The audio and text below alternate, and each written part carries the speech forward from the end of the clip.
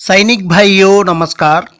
आज हम लोग SBI state bank of India से सर्कुलर एक जारी हुआ है 27 फरवरी 2025। हमारे लिए जो सर्विस पर्सन है और पेंशनर्स है, इंडियन आर्मी, एयरफोर्स और सीआरपीएफ तीनों के लिए, सेना के लिए कौन सा बेनिफिट मिलने वाला है, कौन सा बेनिफिट में कितना पैसा हमारे लिए मिलेगा, जो इंश्योरेंस कितना है, हमारे लिए जो ड्राफ्ट निकालने से चार्ज कितना पड़ेगा या फ्री में होगा, उसका बाद हमारा अकाउंट में जीरो बैलेंस रख सकता है नहीं रख सकता है, उसका बाद हमारा जो एटीएम के लिए चार्जेस कितना पड़ेगा या नहीं पड़ेगा, जो एसबीआई एटीएम से ही पैसा ड्रा करने से चार्जेस नहीं पड़ेगा, अदर बैंक का एटीएम से भी कर सकता है या नहीं कर सकता है, ये भी जानकारी ले सकता है। उसका बाद आरटीजीएस करने के बाद हमारे लिए कितना चार्जेस पड़ेगा वो भी जानकारी ले लेंगे, चार्जेस नहीं पड़ेगा वो भी जानकारी ले सकता है। उसका बाद कार लोन लेने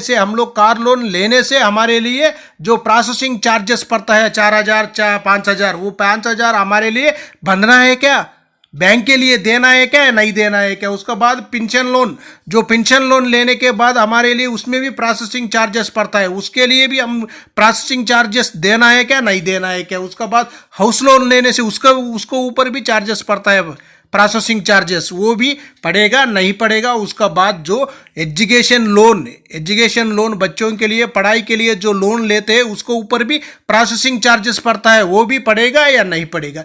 इसका बारे में सारा जानकारी इसी सर्कुलर में आप लोग आराम से ले सकता है, पूरा दिया हुआ है। कब से इफेक्ट है, कब तक है, इफेक्ट कब से है और हमारे लिए कब तक है। दोबारा उसका बाद भी और एक नेक्स्ट एक सर्कुलर उसको बढ़ाकर दे देगा, उसमें भी और भी कुछ भी ज्यादा जो बेनिफिट्स देकर ही सर्कुलर बनेगा। इसी सर्कुलर में हम लोग आज पूरा जानकारी ले लेंगे।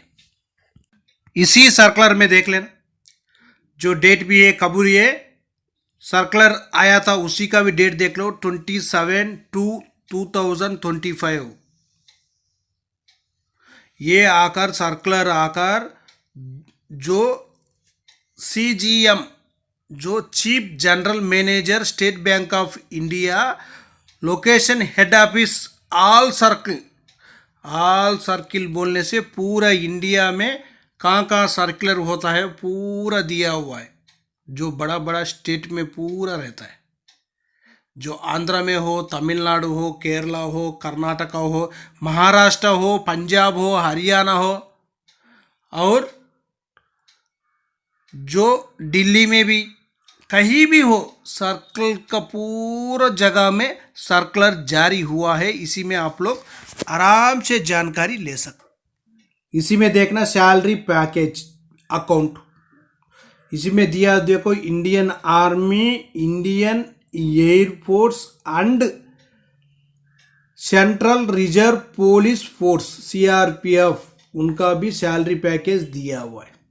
और इसी में आकर जो पेंशनर्स का भी है उनका भी जानकारी ले सकता है। जो पेंशनर्स फैमिलीज के लिए भी बेनिफिट दिखाया हुआ है वो भी हम लोग जानकारी ले सकता है। जो सर्विस पर्सन है उनका भी फैमिलीज के लिए भी जो बेनिफिट दिखाया हुआ है। जो सर्विस में रहने वाला भाई लोग के लिए, उनको खुद के लिए एक एटीएम मिलने से दोबारा फैमिली के लिए वही अकाउंट से सेकेंड एटीएम भी दिला सकता है फैमिली के लिए।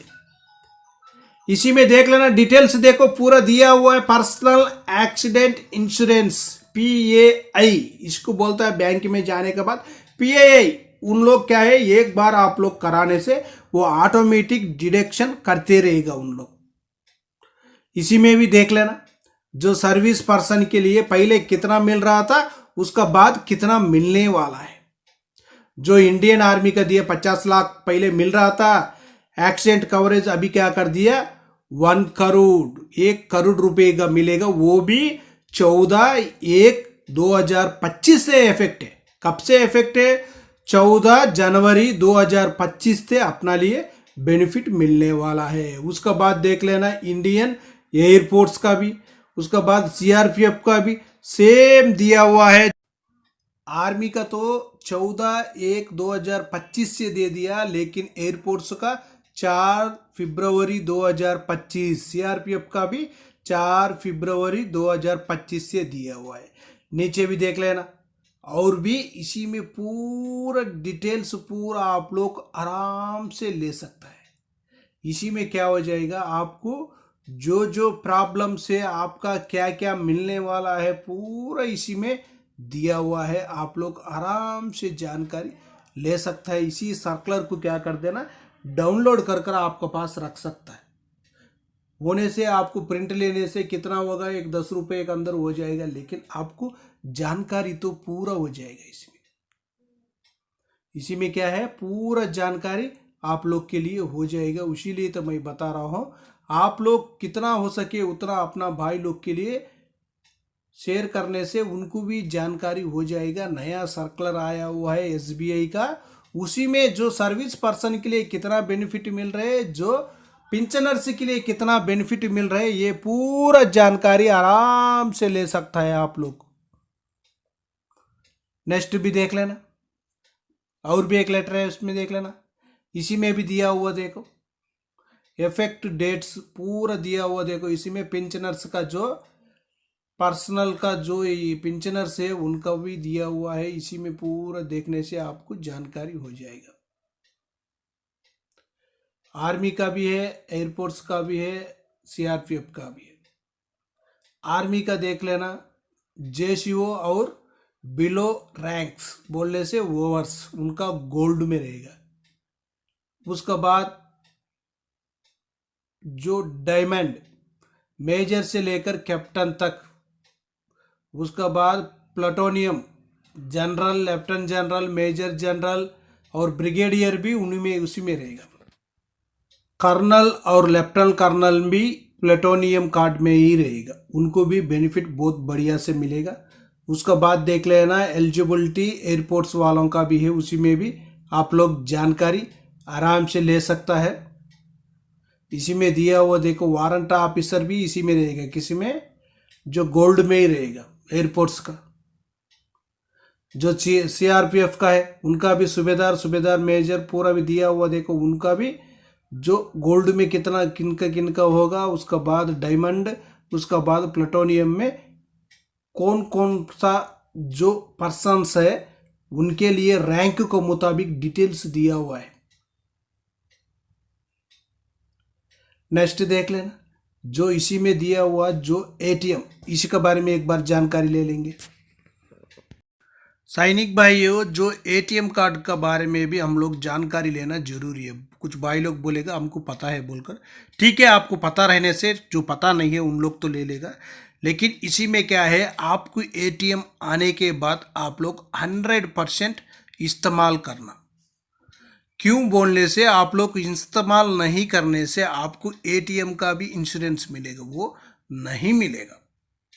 इसलिए बता रहा हूँ, एटीएम आने के बाद आप लोग पिन नंबर सेट कर लेना। आप लोग आराम से एक बार, महीने में एक बार तो उसको इस्तेमाल करना बहुत ज़रूरी है। उसके बाद उसके लिए चार्जेस भी नहीं लगे। आप लोग नया कार्ड अप्लाई करने के लिए भी 350 रुपये तक चार्जेस डालता है जो पब्लिक के लिए, लेकिन आपके लिए नहीं लगेगा। उसका बाद आप लोग आपका पार्टनर के लिए सेकेंड एटीएम भी दिला सकता है, आप एक ले सकता है। उसका बाद सेकेंड एटीएम भी आपका जॉइंट अकाउंट होने से 100% सेकेंड एटीएम भी दिला सकता है, उसके लिए भी कोई भी चार्जेस नहीं लगेगा।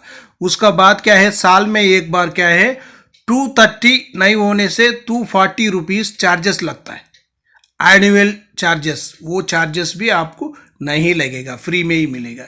डेबिट कार्ड जो को जॉइंट होल्डर का भी दिला सकता है, इसी में लेटर में भी ये देखो। उसका बाद आप लोग अनलिमिटेड, जो आप लोग कितना भी ट्रांजैक्शन कर सकता है एसबीआई एटीएम से, आपको कोई भी चार्जेस नहीं लगेगा। लेकिन जो अदर एटीएम से, जो एसबीआई का छोड़कर अदर एटीएम से, उसी में से 10 एक महीने में आकर पर मंथ 10 ट्रांजैक्शन फ्री में कर सकता है। आप लोग अदर एटीएम से बैलेंस इंक्वायरी देखने से भी आपका एक ट्रांजैक्शन खत्म हो गया, वो भी जानकारी ले। ये नहीं है पैसा निकालने से ही आपका ट्रांजैक्शन, वैसा नहीं है। बैलेंस इंक्वायरी देखने से भी आपका एक ट्रांजैक्शन खत्म हो जाएगा, वो भी जानकारी ले लेना। उसका बाद देख लेना, इसमें देखो जो आप लोग लाकर लेने से उसके लिए भी आपको बेनिफिट मिलेगा। आपके लिए जो 10%, 15%, 20% तक दिया हुआ है, जो आपको जो एनुअल जो रेंट लगता है उसी में से जो 10% है, 15% है और 20%, इसी तरह आपको कम कर ही ले लेगा। उसी का वजह से आप लोग कृपया कर जो SBI में जा रहा हो तो पूरा जानकारी ले लेना। और आरटीजीएस आप कितना बार भी करो कोई चार्जेस नहीं लगेगा। उसके बाद ड्राफ्ट डीडी बनाने के लिए, चेक बनाने के डीडी बनाने के लिए आप लोग तो जो चार्जेस देने का कोई ज़रूरत ही नहीं है। आपका अकाउंट से पैसा निकालकर आप लोग के लिए फ्री से डीडी बना कर देगा। लेकिन डीडी का चार्जेस कितना है? 5,000 के लिए 25 रुपये लगता है। 5,000 का डीडी निकालना होने से 25 रुपये लगता है। आप लोग 10,000 का भी निकालो, आपका पास से कोई भी पैसा कटिंग नहीं होगा। लाख का भी ले लो, 2 लाख का ले लो, 3 लाख का ले लो, 10 लाख का लेने से भी आपको कोई भी चार्जेस नहीं लगेगा। उसका बाद family saving account SBI, family के लिए भी बेनिफिट्स मिलेगा, उनका भी दिया हुआ देखो, डिटेल्स पूरा दिया हुआ इसी में। आप लोग चाहे तो आराम से जानकारी ले सकता है। बच्चों का भी दिया, चिल्ड्रंस के लिए भी बेनिफिट दिया हुआ, पेरेंट्स का जो आपका बच्चे होने से उनका अकाउंट के लिए भी बेनिफिट मिलेगा, इसी में दिया हुआ देखो। पूरा बहुत बढ़िया से दे दिया है सर्कुलर में, आप लोग आराम से जानकारी ले सकता है। इसी में एक स्क्रीनशॉट लेकर पूरा जानकारी ले सकता है। इनको भी एक्सीडेंट इंश्योरेंस भी दिया हुआ है इसी में, देख जो इंश्योरेंस कवरेज भी दिया हुआ है, पूरा जानकारी आराम से ले सकता है। नीचे देख लेना, इसी में जो कार लोन है, जो कार लोन के लिए 100% प्रोसेसिंग फ्री में आपको हो जाएगा। पर्सनल लोन लेने से भी आपके लिए कोई प्रोसेसिंग चार्जेस नहीं लगेगा, वो भी दे दिया। वो भी कब से दे दिया, डेट भी नीचे दिया हुआ देखो। ये आकर जो 24 फरवरी 2025 से आप लोग के लिए नहीं होगा। और इनका टर्म इंश्योरेंस 10 लाख जो CRPF वालों का दिया हुआ है, उनको भी इफेक्ट कब से है वो भी दे दिया, डेट पूरा इसी में क्या है, पूरा जानकारी आप लोग ले सकता है आराम से। ये कार लोन का ये भी दे दिया देखो। आप लोग कब 30 जून 2027 तक आपको कोई भी चार्जेस नहीं लगेगा बोलकर दिया हुआ है इसी में।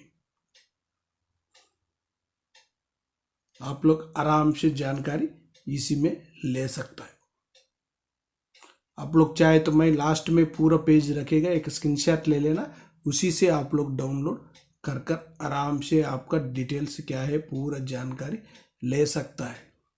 आप लोग चाहे तो जॉइंट अकाउंट रहने से उसको आपका बच्चों का नॉमिनी रख सकता है, वो भी एक बार चेक कर लेना। ओके फ्रेंड्स, नेक्स्ट वीडियो में मिलेंगे। जय हिंद, जय भारत, भारत माता की जय जय जय जय। ने ये देखा कि पिछले कुछ वर्षों से, महीनों से पूर्व सैनिक जेशू एनशिवार के आंदोलन में जड़ता आ गई है, बड़ा एक तरह से खत्म होने के कगार पे है।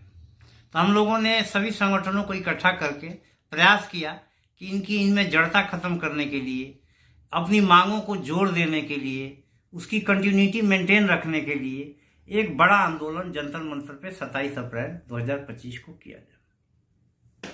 अब यह आंदोलन 2 कारणों से और भी इम्पोर्टेंट हो गया। पहला कारण है कि पार्लियामेंट में एक सवाल के जवाब देते हुए सरकार ने सिर्फ सिविल पेंशनरों को स्टेट दिए हैं, डाटा दिए हैं, पूर्व सैनिक पेंशनरों के संबंध में कुछ नहीं बोला। दूसरा, एक फाइनेंस बिल जो पार्लियामेंट में टेबल्ड है, उसमें एक चैप्टर ऐड किया गया है, validation of central civil services pension rule and principle for expenditure of pension liability from the consolidated fund of India. जो दूसरा वाला फाइनेंस बिल था, इसमें सिविल ऑर्गेनाइजेशन को आशंका है, उनका एप्रीहेंशन है कि कहीं जो 8 पे कमीशन है वो सिर्फ और सिर्फ बाद में जाने वाले, मतलब 1 जनवरी 2026 के बाद जाने वाले पेंशनरों के संबंध में ही अपनी रिकमेंडेशन न दे और पीछे वालों को छुए भी मत। अगर ऐसा होता है तो 7 पे कमीशन या उससे पहले जितने भी पेंशनर गए हैं, इनकी पेंशन में 1 रुपये की बढ़ोतरी नहीं होगी। ये इनको बहुत बड़ा घाटा होगा और ये गवर्नमेंट के लिए आइडियल समय लगता है कि अभी सब निष्क्रिय पड़े हुए हैं, क्यों ना ये अपनी फाइनेंस लायबिलिटीज को खत्म किया जाए, कम किया जाए। सिविल ऑर्गेनाइजेशनों ने इसके संबंध में गवर्नमेंट पर प्रेशर माउंट करना शुरू कर दिया है। उन्होंने अपने डेलीगेशन भेज के वार्ता भी किया है, लेकिन अभी टर्म्स ऑफ रेफरेंसेस 8 पे कमीशन का हुआ नहीं है। उनकी मांग ये है कि 8 पे कमीशन का जो टर्म्स ऑफ रेफरेंसेस हो उसके इसमें शामिल किया जाए कि भाई ये जो 8 पे कमीशन है ये पूर्व में गए पेंशनरों के संबंध में भी अपनी रिपोर्ट देगा और पैरिटी को खत्म करेगा, जैसे पिछले पे कमीशनों में होता रहा। तो अब हमारी आंदोलन जो 27 अप्रैल 2025 को प्रस्तावित है, उसकी जरूरत और भी ज्यादा महसूस हो रही है। तो मैं भारत के सभी पूर्व सैनिक संगठनों से आग्रह कर रहा हूं कि आप अपने ईगो में, नादानी में इस अपॉर्चुनिटी को मिस न करें, क्योंकि अगर अहित हो गया, पहले नहीं जगे, अगर अहित हो गया तो बाद में आप हम सब कुछ नहीं कर पाएंगे, लाठी पीटते रह जाएंगे, सांप निकल जाएगा। कई संगठन जो बड़े होने का दावा करते हैं, उन्होंने 27 मार्च में शामिल होने से एक तरह से इनकार कर दिया है। तो मैं पूर्व सैनिक संगठनों से आग्रह कर रहा हूं, आप किसी फोरम का गुलाम मत बनिए। आपने गठन किया है पूर्व सैनिकों के हितों के लिए, किसी व्यक्ति विशेष के युगों को सेटिस्फाई करने के लिए आपका गठन नहीं हुआ है। तो आप उनके जालों में मत आइए और आप 27 अप्रैल 2025 को जंतर मंतर पे आइए।